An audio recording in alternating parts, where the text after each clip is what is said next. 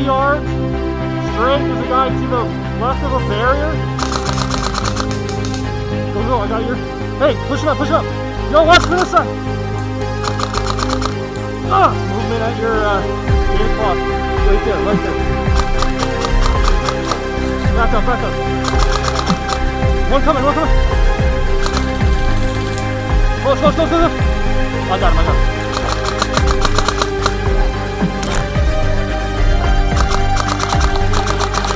Run that way, launch a grenade into the forest. He's it. Back up!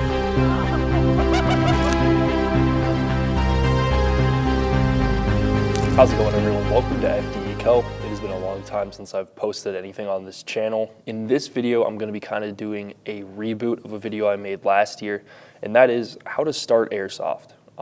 We see a bunch of videos online of Airsoft players with all the high-tech gear, all the latest stuff, all the best guns, just recording their gameplay, and it looks fun.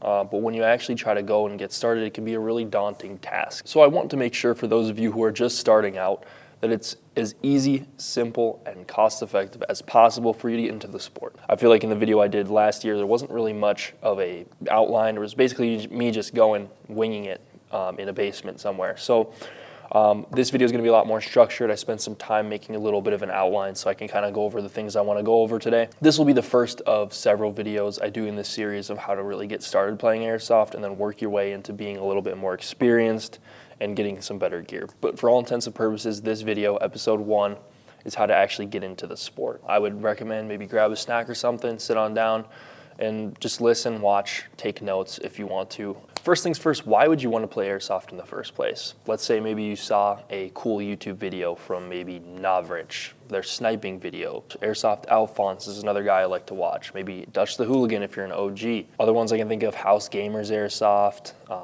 Name's Nico, Kicking Mustang. A lot of those guys are great at making Airsoft videos, and those guys are the ones I'm going to be watching most often. Not to say that I won't watch a different guy. I really enjoy Mustard Tactical, which for you, those of you who don't know, Forge Labs has an Airsoft channel.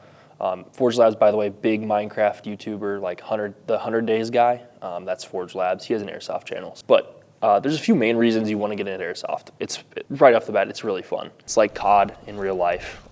It's a great way to get outside and exercise and just run around and have a good time with toy guns. If you're going even deeper, playing with family, friends, significant other, colleagues at work, it's a great way to build relationships. It's a good team building thing. Another reason that you'd want to play Airsoft, it's a challenge. It's not easy. It is easy in certain aspects, but the actual playing itself requires a lot of situational awareness, and playing Airsoft will improve your situational awareness. It's a really good training method for that when it comes to, maybe quicker reflexes, just becoming more situationally aware, like what's going on around you at all times. It's a big problem-solving sport. You have an objective, let's say maybe it's capture the hill. You have to find a way to do that and avoid getting shot while taking out enemies. Another aspect of the problem-solving side of things, your gun can break. Your gear may not work as expected. And of course, there's always the aspect of having to learn to play as a team. You can't really go it alone when it comes to larger Airsoft games. There are certain modes where you're able to play it on your own, but playing as a team is a big thing that you're gonna wanna learn, and you're gonna also just inherently learn by playing.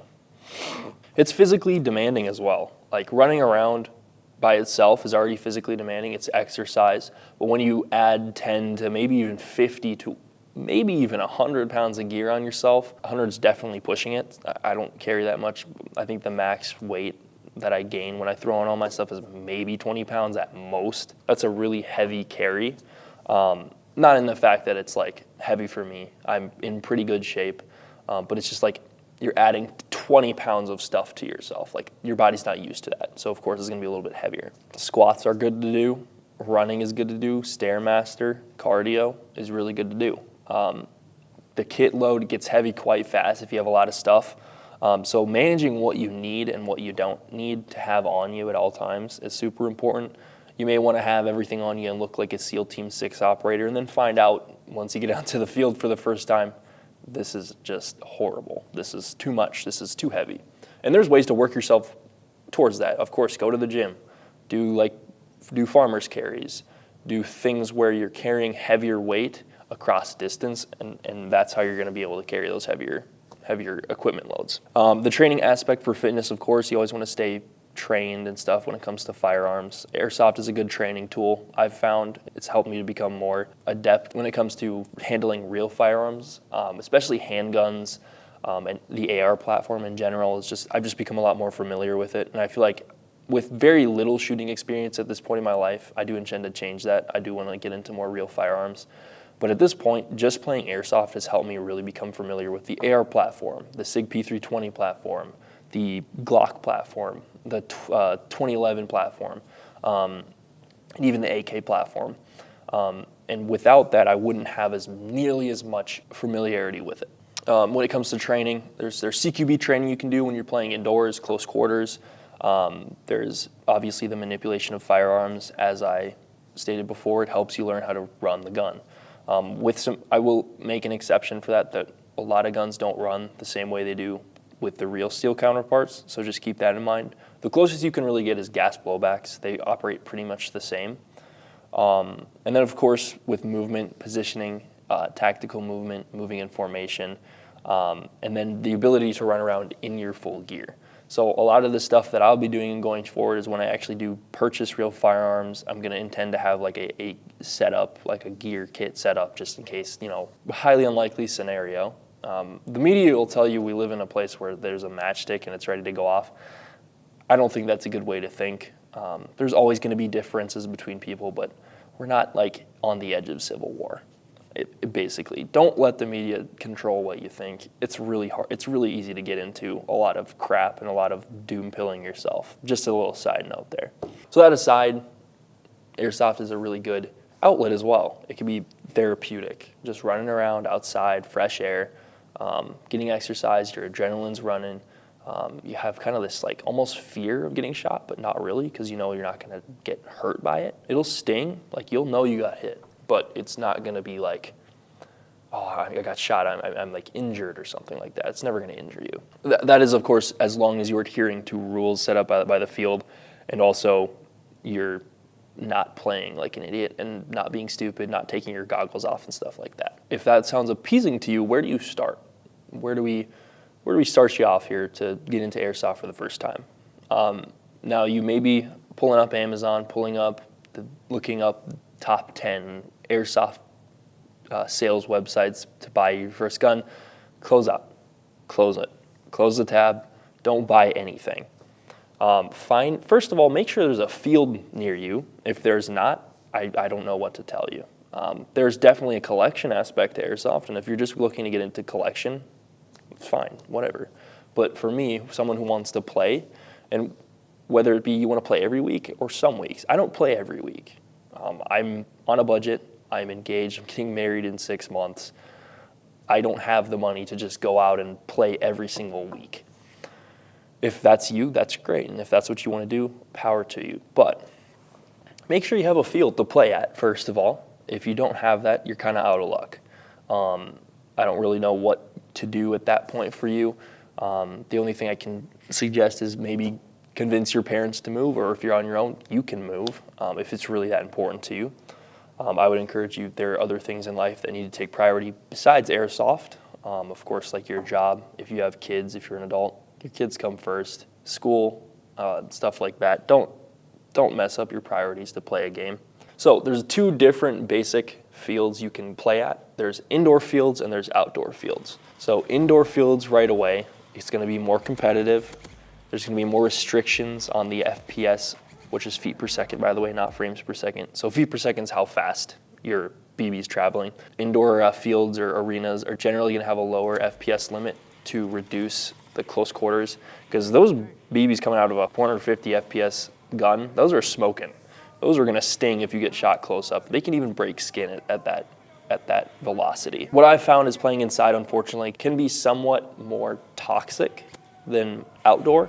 Just, it seems to me like the community of indoor fields tends to be a little bit more hostile and competitive and overall kind of toxic, if you ask me. Not very welcoming to new players, kind of looking down. The ones I've been to kind of look down on new players, not the staff, but the regulars there.